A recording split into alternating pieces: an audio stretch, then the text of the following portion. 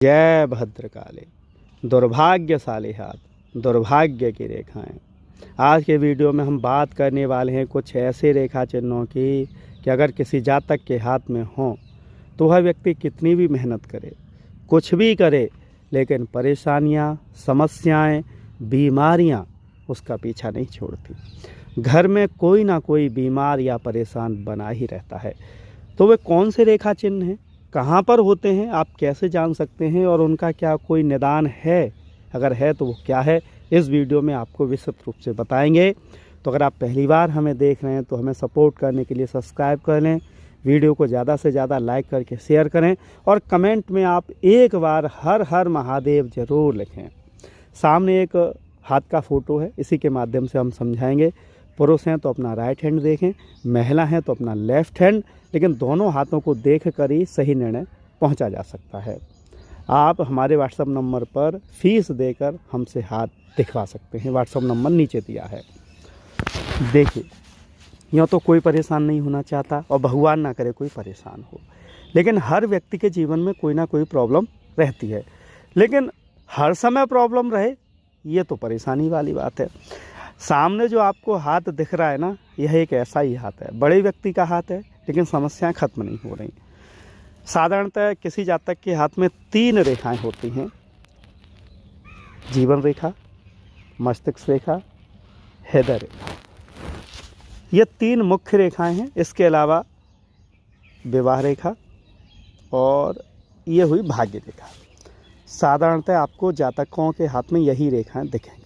लेकिन जो दुर्भाग्यशाली हाथ होते हैं, इन हाथों में ये रेखाएं कैसी होती हैं? देखिए, जीवन रेखा पे सबसे पहले बात करें तो जीवन रेखा देखिए, आप कई बार टूटी हुई होगी, बहुत सी रेखाएं उसे काट रही होंगी, यानी कि बीमारियां, दुर्भाग्य, लड़ाई झगड़े, मुकदमे होने ही होने। जीवन रेखा देखिए, यहाँ दो रस्सी जैसी हो गई है, यहाँ मोटी हो गई है, कहीं पर कट रही है। ये जीवन हानि की प्रॉब्लम है, बीमारियों की रेखाएं हैं। बार बार शत्रु आपको परेशान करेगा, इसके संकेत हैं। ऐसे ही मस्तिष्क रेखा को भी बहुत सारी रेखाएं काट रही हैं। हृदय रेखा को तो पूछे ही मत, यानी कि आपकी मुख्य रेखाओं को अगर कोई अन्य रेखाएं बहुत ज़्यादा काट रही हैं, कई बार काट रही हैं, अननेसेसरी काट रही हैं, तो समझ जाइए कि ये दुर्भाग्य की पहली निशानी है। आप बढ़ेंगे, कदम कदम पर रुकावट आएगी। आप कोई काम करेंगे, व्यापार करेंगे, नौकरी करेंगे, कहीं भी कुछ करेंगे, आपको असफलता ही हाथ लगेगी। ये पहली निशानी है। दूसरी निशानी, जिस जातक का दुर्भाग्य शुरू होता है उसका ये निम्न का मंगल उच्च होता है या नीचा होता है। उच्च और नीच दोनों परेशानियां हैं, लेकिन साफ हो तो ठीक है। लेकिन इस जगह पर देखिए, बहुत सारी रेखाएं आपको दिख रही हैं और रेखाएं एंटी क्रॉस भी हो रही हैं। अगर ऐसी चीज़ है, साथ ही साथ आपकी हृदय रेखा भी खराब है और विवाह रेखा देखिए एक से ज़्यादा हैं या छोटी हैं, तो समझ जाइए कि विवाह की प्रॉब्लम आपको होने ही वाली है। कोई नहीं रोक सकता। विवाह लेट होगा, संतान नहीं होगी, संतान हो गई तो बीमार रहेगी। पति पत्नी में तो जीवन भर राहु केतु का आंकड़ा रहेगा, 36 का आंकड़ा ही रहेगा। लड़ाई झगड़े कभी खत्म होंगे ही नहीं। प्रेम रहेगा, मैं यूँ नहीं कह रहा, लेकिन लड़ाई झगड़े भी बहुत रहेंगे और फालतू के चीज़ों पे जो है झगड़े होंगे। अगला जो दुर्भाग्य का चिन्ह है वो आपको हाथ में सीधे सीधे दिख जाएगा। अगर किसी हाथ को आप देखेंगे तो ये काला सा दिखेगा आपको। गोरा व्यक्ति होगा फिर भी उसका हाथ आपको सही नहीं दिखेगा, गठीला होगा, गांठें होंगी, उंगलियों में गैप दिखेगा आपको इस तरीके से करने पर। इसके अलावा पूरे हाथ को बहुत सारी रेखाएं, ऐसे लगेगा जैसे किसी ने पेंसिल लेकर ऐसे ही चला दी है कागज़ पर। बहुत सारी रेखाओं का युग्म आपको दिखेगा, अलग अलग बिंदु दिखेंगे। ये मुख्य निशानी है दुर्भाग्य की, पितृदोष की, परेशानियों की रेखाओं की। अगर किसी जातक के हाथ में आपको ये दिख जाए तो समझ जाएं कि जातक दिमागदार होगा, पैसे वाला हो सकता है, लेकिन समस्याओं से ग्रस्त बहुत है। उसकी ज़िंदगी में समय से ज़्यादा चिंताएं, जितनी घंटे की सुई नहीं हिलती होगी उससे ज़्यादा उसके मन की, दिमाग की सुई हिलती है। प्रॉपर्टी कितनी हो सकती है, पैसा भी कितना हो सकता है, लेकिन समस्याएं बहुत रहेंगी।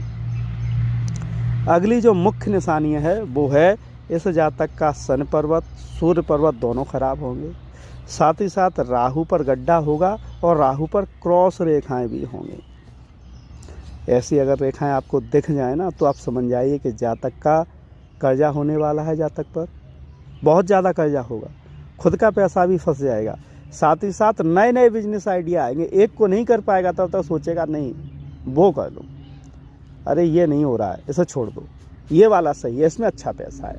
मन में फोकस नहीं होगा, मन आपका कर्जा भी हो जाएगा और पैसे का नुकसान भी होता रहेगा।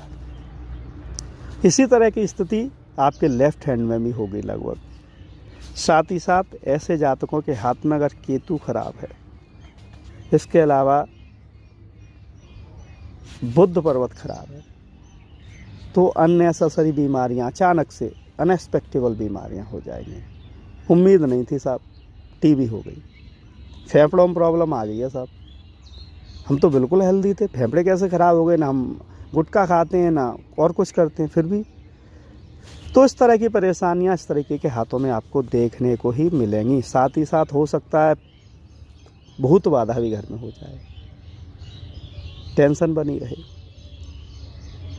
तो ये तो प्रॉब्लम्स हो गई। अब इनके उपाय के तौर पे बात किया जाए तो उपाय, सबसे पहला उपाय है अपने माता पिता के पैर छुएं।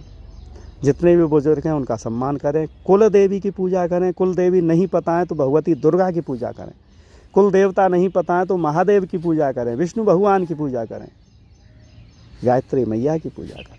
अगर पता है तो ठीक बात है। इसके अलावा गंगा स्नान करने ज़रूर जाएं। मैं तो कहता हूँ 6 बार जाएं, 12 बार जा सके अच्छी बात है, कम से कम 6 बार जाएं और वहाँ जाकर जल तर्पण करें, सूर्य देव को जल दें, अपने पितरों को जल दें और वहाँ पर भोजन कराएं किसी को। देखते हैं कौन सी समस्या रहेगी आपके लिए। इसके अलावा शनिवार के दिन, मंगलवार के दिन भिखारियों को, गरीब लोगों को, अपाहिजों को, पशुओं को भोजन, दाना, पानी, पैसा जो भी दे सकें, गुरुजनों का सम्मान करें, स्त्रियों का सम्मान करें, पत्नी, बहन, बेटी, बुआ, मौसी, इन्हें इज्जत दें, दिल से भी इज्जत दें। कितनी भी रेखाएं खराब हों, मैं भरोसा दिलाता हूँ धीरे धीरे सही हो जाएंगी, प्रारब्ध भी बदल जाएगा और आप सही हो जाएंगे। कमेंट में हर हर महादेव जरूर लिख दीजिए। ऐसे ही अच्छे वीडियो आगे भी आते रहेंगे। जय भद्रकाली।